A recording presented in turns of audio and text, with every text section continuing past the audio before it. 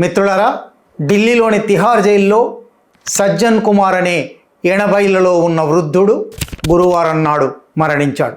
ఆయన 2 యావజ్జీవ కారాగార శిక్షలు అనుభవిస్తూ ఆ జైల్లో ఉన్నాడు. చాలామంది మరణిస్తుంటారు, చాలామంది జైళ్లలో కూడా మరణిస్తుంటారు. ఎందుకు ప్రత్యేకంగా సజ్జన్ కుమార్ గురించి మాట్లాడుకోవాలంటే, సజ్జన్ కుమార్ వృత్తాంతం మన దేశంలో నేరము, శిక్ష, న్యాయ వ్యవస్థ తాత్సారము, పాలకుల ప్రయోజనాల కోసం కొందరి మీద శిక్షలు పడడము, కొందరికి శిక్షలు పడకపోవడము, ఈ వ్యవహారం మొత్తం సజ్జన్ కుమార్ ఉదంతం నుంచి బయటపడుతుంది. తప్పకుండా ఆయన నేరస్తుడే, నేరం రుజువైంది, శిక్ష పడింది, శిక్షాకాలంలో మరణించాడు. ప్రతి నేరానికి శిక్ష పడవలసిందే. కానీ ఈ దేశంలో కొందరి నేరాలకు శిక్ష పడడము, కొందరి నేరాలకు శిక్ష పడకపోవడము, కొందరి నేరాలు విచారణ దాకా కూడా రాకపోవడము జరుగుతుంది. కాబట్టి సజ్జన్ కుమార్ కేసు తెలుసుకోవాలి. సజ్జన్ కుమార్ భారత జాతీయ కాంగ్రెస్ నాయకుడు. సంజయ్ గాంధీ అనుచరుడుగా 70లలో రాజకీయాల్లో ప్రవేశించి 1980లో, 1991లో, 2004లో 3 సార్లు ఢిల్లీ నుంచి పార్లమెంట్ లోకసభ సభ్యుడుగా ఎన్నికయ్యాడు. లోక్సభ సభ్యుడుగా ఉండగానే ఆయన ఒక మారణకాండకు కుట్ర చేశాడు, ఏర్పాట్లు చేశాడు, సహాయ సహకారాలు అందించాడు. ఈ కార్యక్రమంలో ఢిల్లీ పోలీసులు ఆయనకు సంపూర్ణంగా సహకరించారు. 1984 సిక్ జాతి హననకాండ అనే పేరుతో సుప్రసిద్ధమైన ఒక మారణకాండ. ఆధునిక భారతీయ చరిత్రలో అత్యంత విషాదకరమైన సందర్భం ఒకటి ఉంది. 1984 అక్టోబర్ 31న అప్పటి ప్రధాని శ్రీమతి ఇందిరాగాంధీని ఆమె అంగరక్షకులే కాల్చి చంపారు. ఆమెను కాల్చి చంపిన అంగరక్షకులు సిక్కులు అని వార్త బయటికి రాగానే ఢిల్లీలోనూ దేశవ్యాప్తంగానూ సిక్కుల మీద దాడులు మొదలయ్యాయి. దేశవ్యాప్తంగా 4000 మంది సిక్కులను ఊచకోత కోయగా, ఢిల్లీ ఒక్క నగరంలోనే 2800 మంది సిక్కులను ఊచకోత కోశారు. గురుద్వారాలను కూల్చేశారు, తగులబెట్టారు. సిక్కు స్త్రీల మీద అత్యాచారాలు చేశారు. అత్యంత భయానకమైన మారణకాండ వారం రోజుల పాటు జరిగింది. నిజానికి ఈ మారణకాండ జరిగేటప్పుడు అప్పటికి ఉన్న ప్రభుత్వం ఇందిరాగాంధీ హత్యకు గురైంది. వెంటనే రాజీవ్ గాంధీని ప్రధానమంత్రిగా కాంగ్రెస్ పార్టీ అంగీకరించింది. ఆయన పదవి స్వీకారం చేశాడు. ప్రభుత్వం ఈ మారణకాండ జరగకుండా ఆపవలసింది, చర్యలు తీసుకోవలసింది. కానీ స్వయంగా ప్రధానిగా అప్పుడే అధికారంలోకి వచ్చిన రాజీవ్ గాంధీ ఒక వటవృక్షం కూలిపోయినప్పుడు నేల కంపిస్తుంది కదా అన్నారు. అంటే సహజంగా ఇందిరాగాంధీ పట్ల ప్రేమాభిమానాలు ఉండవచ్చు, అందువల్ల కొంత ప్రతీకార వాంఛ కూడా ఉండవచ్చు. కానీ ఆ ప్రతీకార వాంఛ ఉన్నప్పటికీ దాన్ని అరికట్టవలసిన, శాంతి భద్రతలు కాపాడవలసిన, ఎవరి ప్రాణానికి ఆస్తికి నష్టం జరగకుండా కాపాడవలసిన ప్రభుత్వం ఆ పని చేయలేదు. ప్రతీకారం సహజం, ప్రతీకారం జరగనివ్వండి అనే పద్ధతిలో ప్రభుత్వం ప్రవర్తించింది. ప్రభుత్వానికి పోలీసులు సహకరించారు.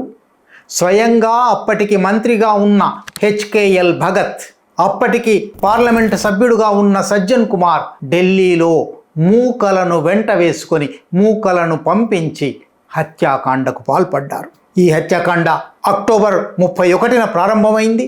దాదాపు నవంబర్ 7, 10 తేదీల దాకా ఈ హత్యాకాండ చెదురుమదురుగా దేశమంతా జరుగుతూనే ఉంది. ఈ హత్యాకాండ చివరి రోజుల్లోనే వెంటనే ఢిల్లీలో people's union for civil liberties, people's union for democratic rights 2 పౌర హక్కుల సంస్థలు PUDR, PUCL ఫ్యాక్ట్ ఫైండింగ్ కమిటీలు వేశాయి, నిజ నిర్ధారణ కమిటీలు వేశాయి.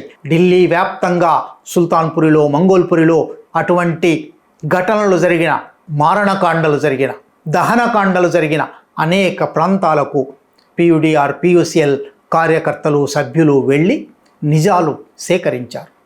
వాటి ఆధారంగా హూ ఆర్ ద గిల్టీ అని ఒక సమగ్రమైన నివేదిక ప్రచురించారు.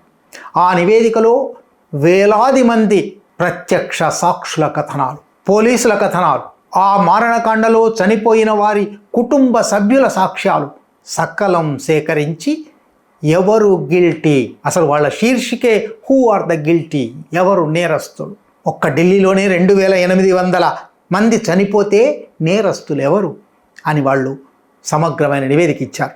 ప్రత్యేకించి సుల్తాన్పూర్లో, మంగోల్పురిలో ఈ 2 చోట్ల సజ్జన్ కుమార్ మూకలకు నాయకత్వం వహించాడు. మూకలలో ఉన్న వారికి ఒక్కొక్కరికి 100 రూపాయలు ఒక సారా సీసా ఇచ్చి మీరేమైనా చేయండి, తగలబెట్టండి, చంపండి, అత్యాచారాలు చేయండి అని చెప్పాడు అని ప్రత్యక్ష సాక్ష్యాలు దొరికాయి. సిక్కులను గుర్తుపట్టడం సులభం కాబట్టి సజీవ దహనం చేశారు. ఇటువంటి అన్ని వివరాలు హూ ఆర్ ద గిల్టీలో ఉన్నాయి. కానీ ఢిల్లీ పోలీసులదే బాధ్యత. దీని మీద ఎఫ్ఐఆర్లు కట్టడం, కేసులు పెట్టడం, విచారణ జరపడం, ఈ పనులేవి చేయలేదు.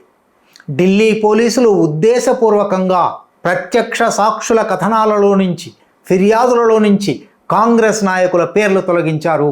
ఎవరైనా గూండాలు వస్తే, కిరాయి మూకలు వస్తే వాళ్ళ పేర్లు రాశారు, కానీ కాంగ్రెస్ నాయకుల పేర్లు తొలగించారు అని అప్పుడు పెద్ద ఎత్తున విమర్శలు చెలరేగాయి. 1984 నుంచి 2000 వరకు 16 సంవత్సరాల పాటు ఈ మారణకాండకు సంబంధించిన కేసులలో ఏ చలనం లేకుండా ఉండిపోయింది. 2000లో ఎన్డీఏ ప్రభుత్వం, అది కూడా కేవలం రాజకీయ ప్రయోజనాల కోసం, కాంగ్రెస్ను రాజకీయ ప్రత్యర్థిగా చూస్తున్న భారతీయ జనతా పార్టీ ప్రభుత్వం అధికారంలో ఉండింది కాబట్టి ఢిల్లీ సిక్కుల మారణకాండ మీద ఒక ఏకసభ్య న్యాయ విచారణ కమిషన్ వేసింది. జస్టిస్ జీటీ నానావతి కమిషన్ అంటారు. జస్టిస్ జీటీ నానావతి కమిషన్ 2000లో ఏర్పాటైతే 2000 నుంచి 2004 వరకు మళ్ళీ పూర్తి పరిశోధన, దర్యాప్తు, విచారణ జరిపి ఒక సమగ్రమైన నివేదికను 2004లో ప్రభుత్వానికి సమర్పించింది. 2004లో ఎన్డీఏ ప్రభుత్వం కూలిపోయింది. కొత్తగా యూపీఏ ప్రభుత్వం, మళ్ళీ కాంగ్రెస్ అధికారంలోకి వచ్చింది.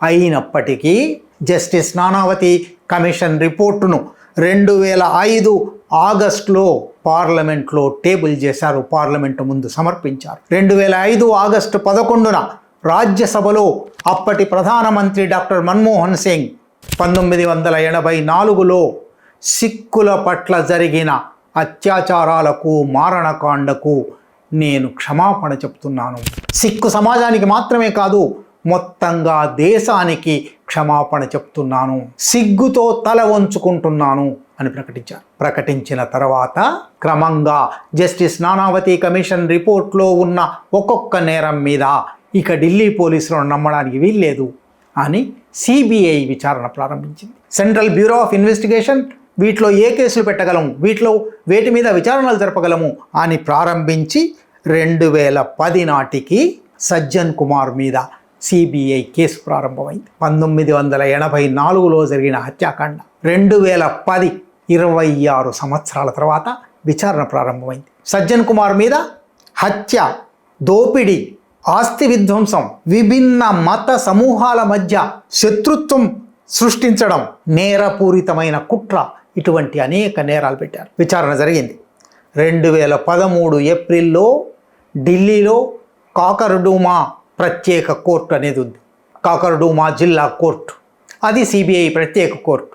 ఆ కోర్టు ఈ కేసునంతా విచారించి సజ్జన్ కుమార్ నిరపరాధి, సజ్జన్ కుమార్తో పాటు మరొక 5 నిందితులు ఉన్నారు, ఆ 5 నిందితులు మాత్రం శిక్షార్హులు అని వాళ్ళకు శిక్ష వేసింది. దాని మీద మళ్ళీ పెద్ద ఎత్తున విమర్శలు, ఆందోళన చెలరేగాయి. అప్పుడు సిబిఐ కింది కోర్టు తప్పు చేసింది, కింది కోర్టు సంపూర్ణమైన సాక్ష్యాధారాలు ఉన్నప్పటికీ సజ్జన్ కుమార్ రాజకీయ నేపథ్యం వల్ల శిక్ష వేయలేదు కనుక సమీక్షించండి అని హైకోర్టుకు అప్పీల్కి వచ్చింది. హైకోర్టులో 2013 ఆగస్టు నుంచి ఈ విచారణ ప్రారంభమైంది. 2018 డిసెంబర్ 17న ఢిల్లీ హైకోర్టు ద్విసభ్య ధర్మాసనం justice yes Muralidhar, justice Vinod Goyal వీళ్ళిద్దరూ ఆ ప్రత్యేకమైన కేసు, ఒక కుటుంబంలోని 5 చంపేశారు, ఒక గురుద్వారాను ధ్వంసం చేశారు. ఈ కేసులో స్పష్టంగా సజ్జన్ కుమార్ కుట్ర చేశాడని, సజ్జన్ కుమార్ పాల్గొన్నాడని, సజ్జన్ కుమార్కు ఈ నేరంతో సంబంధం ఉందని తేలుతుంది. జడ్జిమెంట్లో వాళ్ళు ఒక మాట రాశారు, ట్రూత్ విల్ ప్రివేల్, ఎప్పటికైనా సత్యం నిలబడుతుంది, సత్యం గెలుస్తుంది అని సజ్జన్ కుమార్కు యావజ్జీవ కారాగార శిక్ష వేశారు. యావజ్జీవ కారాగార శిక్షలో ఆయన 2018 డిసెంబర్ నుంచి జైల్లో ఉన్నాడు. చాలాసార్లు బెయిల్ కోసం, అప్పీల్ కోసం సుప్రీంకోర్టు వెళ్తాము అనేక ప్రయత్నాలు చేశాడు, ఏవి విజయవంతం కాలేదు. ఆయన జైల్లో ఉండగానే మరొక కేసు, ఒక తండ్రిని కొడుకును సిక్కులను రోడ్డు మీద పెట్రోల్ చల్లి సజీవ దహనం చేశారు. ఆ కేసు కూడా విచారణకు వచ్చింది. ఆ కేసులో ఢిల్లీలోనే రౌజ్ అవెన్యూ డిస్ట్రిక్ట్ కోర్టు అని మరొక కోర్టు ఉంది. ఆ కోర్టులో విచారణ జరిగింది. జడ్జి కావేరి బవేజా మరొక యావజ్జీవ శిక్ష వేశారు. 2 యావజ్జీవ శిక్షలు అనుభవిస్తూ సజ్జన్ కుమార్ 2026 ఆగస్టు 20న మరణించాడు. నేరానికి తగిన శిక్ష పడింది. ఇంకా పెద్ద శిక్ష కూడా పడవలసిందేమో, కానీ మొత్తానికి 30 సంవత్సరాల తర్వాత అయినా శిక్ష పడింది. కానీ ఇదే సందర్భంలో భారత న్యాయ వ్యవస్థలో, భారత రాజకీయాలలో, భారత పాలనా వ్యవస్థలో మరొక 2 ఉదాహరణలు కూడా మనం చూడవలసి ఉంది. మరొక 2 రాజకీయ నాయకుల ఉదాహరణలే. ఇప్పుడు నేను చెప్పబోయే ఉదాహరణలు మరొక మతానికి సంబంధించిన మారణకాండకు సంబంధించిన కేసులు. ఒక రాజకీయ నాయకుడు, ఆయన ముఖ్యమంత్రిగా ఉండగా ఒక మతం మీద దాడి ప్రారంభమైంది. దాడి ప్రారంభమై ఊచకోతలు జరుగుతున్నాయి అని వార్తలు వస్తూ ఉంటే పోలీసు అధికారులను, పౌర అధికారులను పిలిచి 3 రోజుల పాటు మీరు పట్టించుకోకండి, మౌనంగా ఉండండి అని అన్నాడు. ఆ భావోద్వేగాలు రెచ్చగొట్టడానికి అవసరమైన పనులన్నీ చేశాడు. అత్యున్నత ప్రభుత్వాధికారంలో ఉండి 3 రోజుల్లో 3000 మంది హత్య జరగడానికి సంపూర్ణంగా సహకరించాడు. కానీ విచారణ లేదు, కేసు లేదు. వచ్చిన ఫిర్యాదులను సుప్రీంకోర్టు దాకా కూడా కొట్టివేశాయి. ఒక ఐటీ సెల్ సహాయంతో పూర్తిగా భిన్నమైన కథనాలు ప్రచారంలోకి వచ్చాయి. మహానాయకుడు, విశ్వగురు, ప్రపంచ శాంతి స్థాపకుడు అనేక పేర్లు వచ్చాయి. ఎవరికైనా, ఏ నేరస్తుడికైనా పట్టవలసిన గతి పట్టలేదు. మరొక రాజకీయ నాయకుడు ఉన్నాడు. ఒక తప్పుడు కేసులో ఒక హత్యా ప్రయత్నం చేయబోతున్నారు అని ఆరోపించి ఒక భర్తను చంపదలిచి భర్తను, భార్యను చంపించారు. ఈ ఇద్దరిని చంపిన విషయం తెలుసు అని మరొకరు జైల్లో ఉండగా వారిని చంపించారు. ఈ 3 చంపిన కేసు రాష్ట్రంలో నడిస్తే ప్రభావం ఉంటుంది కాబట్టి మరొక రాష్ట్రంలో జరపాలి అని మరొక రాష్ట్రానికి బదిలీ అయి ఆ రాష్ట్రంలో విచారణ జరుపుతూ ఉండగా కోర్టుకు వెళ్ళడం మానేశారు. విచారణకు హాజరు కావడం మానేశారు. విచారణకు ఎందుకు హాజరు గారు? మీరు వచ్చే విచారణకు హాజరు కాకపోతే మీ మీద చర్య తీసుకోవలసి వస్తుంది అని జడ్జి అన్నాడు. అన్న 15 రోజుల్లో ఆ జడ్జి అసాధారణ మరణానికి గురయ్యారు. హత్యకు గురయ్యారా? ఆయనంతటా ఆయన చనిపోయారా? అనారోగ్యం వచ్చిందా? అప్పటిదాకా బాగున్న మనిషి హఠాత్తుగా ఎట్లా చనిపోయారు? ఇప్పటికీ వివరాలు బయటికి రాలేదు. ఒకవైపేమో ఒక మారణకాండకు బాధ్యుడైన వ్యక్తికి 30 ఏళ్లకైనా శిక్ష పడింది. మరొక వైపు అంతే మారణకాండకు, అంతే కుట్రకు, అంతే దుర్మార్గానికి పాల్పడిన వ్యక్తులకు విచారణ కూడా లేదు, శిక్ష కూడా లేదు. ఇది భారతదేశంలో సాగుతున్న న్యాయ వ్యవస్థ, చట్టబద్ధ పాలన, ప్రజాస్వామిక పాలన. ఈ ఛానల్లో కంటెంట్ నచ్చితే సపోర్ట్ చేయండి. ఛానల్ నడవడానికి మీ సపోర్ట్ చాలా అవసరం.